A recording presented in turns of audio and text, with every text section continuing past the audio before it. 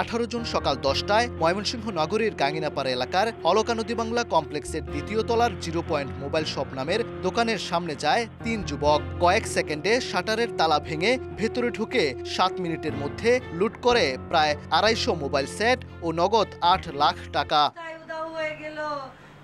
এর আগে 17 জুন রাত 12টার দিকে নগরীর জিলা স্কুল মোড়ের এক ব্যবসায়ীকে হাত পা বেঁধে মারধর করে বাসায় লুটপাট চালায় দুর্বৃত্তরা। এ সময় বাসা থেকে 23 লাখ টাকা ও 1.5 ভরি স্বর্ণালংকার নিয়ে যায় বলে অভিযোগ ভুক্তভোগীদের।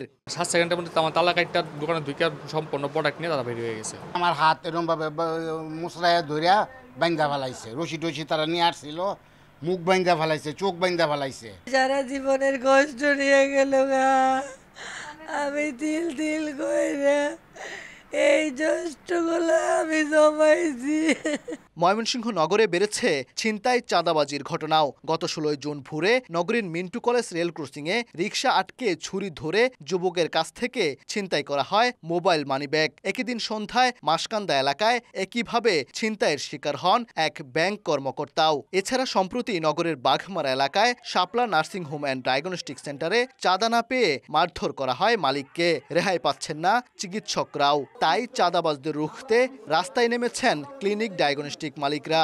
কলারে ধরে শার্টের বোতাম টাতাম শার্ট ছিঁড়ে ফেলাইছে, অনেক মার দূর পড়ছে। আশা করব যে খুব অল্প সময়ের মধ্যে উইদিন শর্ট টাইম প্রশাসন চিহ্নিত সন্ত্রাসী চাঁদাবাজ যারা আছে তাদেরকে গ্রেফতার করবে, আইনের আওতায় নিয়ে আসবে। নিয়মিত এমন ঘটনায় আতঙ্কে নগরবাসী। সমাধানের দরকার না, আমরা চলাফেরা করবো কিভাবে স্বাধীনভাবে। সিকিউরিটি গার্ড নিয়োগ দিচ্ছি, দেওয়ার পরেও আমরা আতঙ্কিত থাকি, ভয়ে আছি, আতঙ্কে আছি।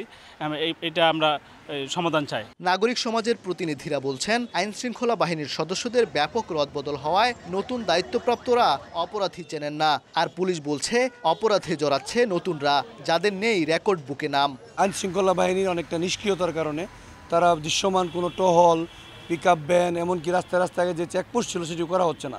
দেশে সেনাবাহিনী মিষ্টি সহ মোতায়েন আছে, র্যাব আছে, পুলিশ আছে, তারা একটু সক্রিয় হলে এটি সমূলে বিনাশ করা সম্ভব। আমরা তাৎক্ষণিকভাবে হয়তো অপরাধীদেরকে ধরতে পারছি না এখনো, তবে যেগুলোকে আমরা ফলো করছি, যে ঘটনাগুলো ঘটেছে, আমরা খুব তাড়াতাড়ি তাদেরকে আইনে আওতায় আনতে পারবো বলে আমরা বিশ্বাস করি। চলতি মাসে এ পর্যন্ত কোতোয়ালি মডেল থানায় দায়ের করা চুরি ছিনতাইয়ের 5টি মামলায় গ্রেফতার করা হয়েছে 26 জনকে।